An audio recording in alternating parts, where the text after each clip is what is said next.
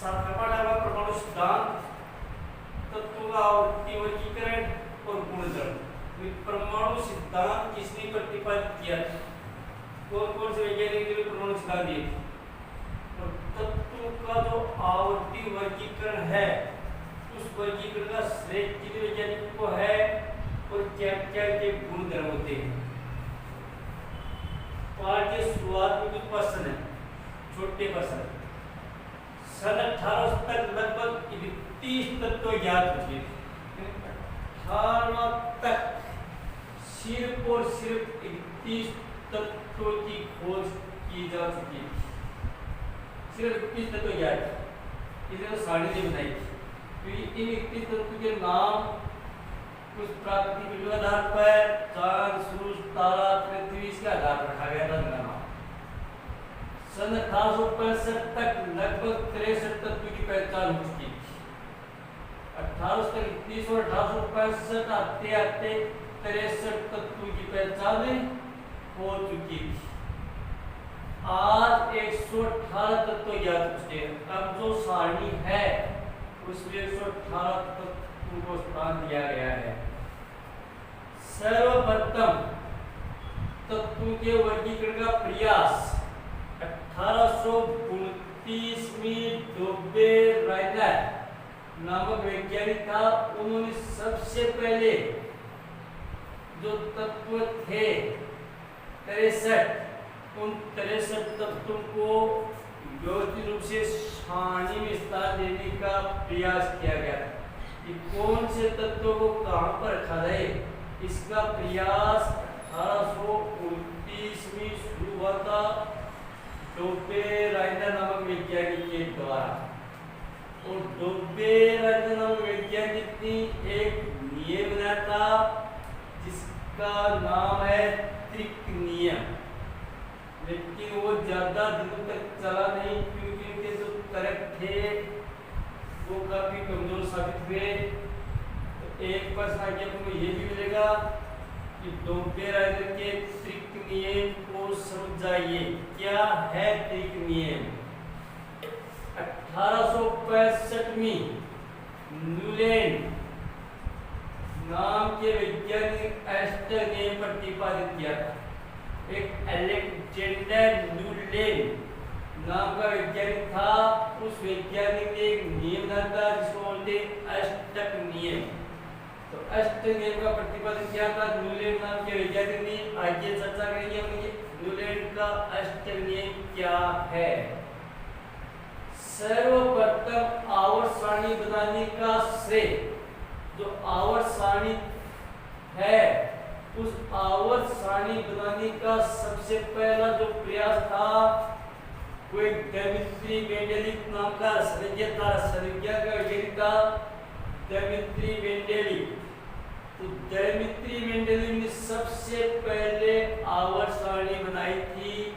और प्रश्न मिलेगा कि मेंडेलिव की आवर्त सारणी क्या है, क्या उस आवर्त सारणी की विशेषताएं थी और क्या उस आवर्त सारणी की कमियां थी। तो मेंडेलिव की आवर्त सारणी का विवरण करना पड़ेगा। इसके बाद में अगला जो प्रश्न है, जो आधुनिक आवर्त सारणी है, वो आधुनिक आवर्त सारणी बनाने का श्रेय मोजले नाम का वैज्ञानिक था। ये नाम था मोजले।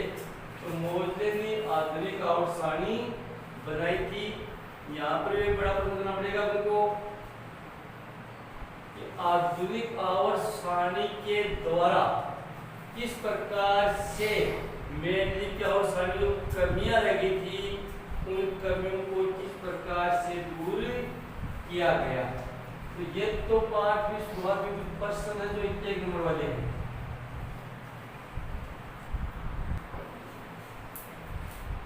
दिमित्री मेंडेलिव जो आवर्त सारणी बनाई थी, उस आवर्त सारणी का सिद्धांत क्या है?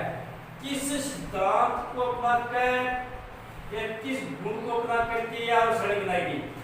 तो इसका उत्तर हम ये लगाएंगे कि तत्व के गुण धर्म उनके परमाणु भारों के आवर्ती फलन होते हैं।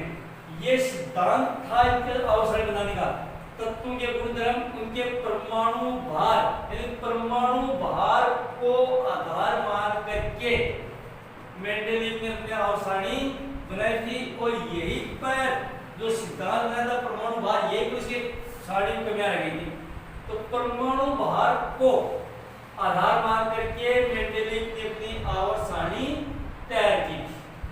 दूसरा जो प्रश्न है, मेंडेलीव की आवर्त सारणी जो ऊर्ध्व स्तंभ होते हैं, जो खड़े स्तंभ होते हैं, ऊर्ध्व स्तंभ होते हैं, उनको ग्रुपी समूह है या वर्ग कहा जाता है। और जब सारणी की बात करिए तो बार बार वर्ग समझाएगा। तो ऊर्ध्व जो स्तंभ होते हैं उन ऊर्ध्व स्तंभों को वर्ग कहा जाता है। ग्रुप भी बोलते हैं उसको, समूह भी बोलते हैं उसको, और वर्ग भी बोलते हैं। ज्यादातर ये दो शब्द है, या तो समूह बोलेंगे अपन या फिर वर्ग बोलेंगे। तीसरा जो प्रश्न है, मेंडेलीव की आवर्त सारणी जो क्षैतिज पंक्तियां होती हैं, जो क्षैतिज पंक्तियां होती हैं, उन पंक्तियों को आवर्त कहा जाता है, उसको आवर्त बोलते हैं। तो अगला प्रश्न आ जाएगा कि कितनी वर्ग होते हैं और कितनी आवर्त होते हैं। तो मेंडेलीव की आवर्त सारणी में 8 वर्ग दिए और 6 आवर्त बताए गए थे। 8 वर्ग बता दिए और 6 आवर्त बता दिए। 8 तो ऊर्ध्व स्तंभ बनाए और 6 क्षैतिज पंक्तियां बनाई थी। आगे वाला जो प्रश्न है, आधुनिक आवर्त सारणी द्वारा किस प्रकार से मेंडेलीव की जो आवर्त सारणी की विविध विसंगतियां थी या कमियां थी, इसको कैसे दूर किया गया?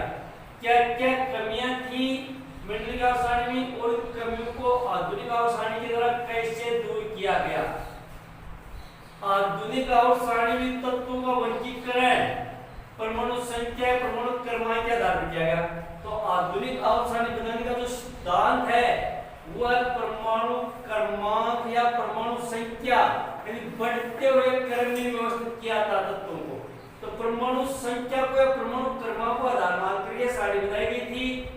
इससे तत्व के गुणधर्मों का अधिक परिष्कृतता से अनुमान लगाया जा सकता है कि कौन सा तत्व का गुणधर्म, क्या क्या गुण होते हैं इसके। तो परमाणु क्रमांक को आधार मानकर इसे गुणधर्मों का अनुमान लगाया जा सकता है। इसे मेंडेलीव की आवर्त सारणी की विसंगतियों को निम्न प्रकार से दूर की गई। पहला जो कारण था वो था किसी तत्व के सभी समस्थानिकों को एक स्थान पर रखा गया। सारे के सारे जो समस्थानिक थे वो एक स्थान पर रखा गया, जबकि मेंडेलीव ने एक ही तत्व के जो समस्थानिक थे उनको एक जगह न रख के अलग अलग जगह पर रखा था। लेकिन मोजले ने जब सारणी बनाई तो सभी समस्थानिकों को एक स्थान पर रखा गया, क्योंकि उनके परमाणु क्रमांक क्या होते हैं, समान होते हैं। तो समस्थानिक ये तो नहीं है कि एक ही तत्व के विभिन्न गुणधर्म, देखिए परमाणु क्रमांक समान होते हैं लेकिन द्रव्यमान संख्या भिन्न होती है, समस्थानिक कहलाते हैं।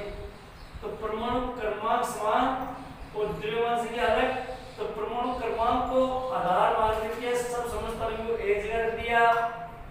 दूसरा जो कारण था, परमाणु भार के बढ़ने में अनियमितता को दूर करके तत्वों के गुण के आधार पर एक समूह में रख दिया।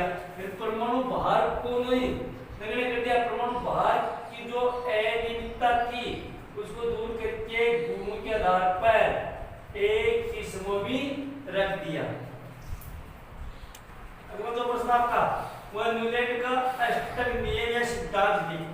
क्या नियम क्या था न्यूलैंड ने अष्टक नियम? तो न्यूलैंड ने सन 1865 में जितने भी ज्ञात तत्व थे, कितने ज्ञात तत्व 1865 तक, तो जितने भी ज्ञात तत्व थे उन तत्वों को परमाणु भार के क्रम में रख दिया।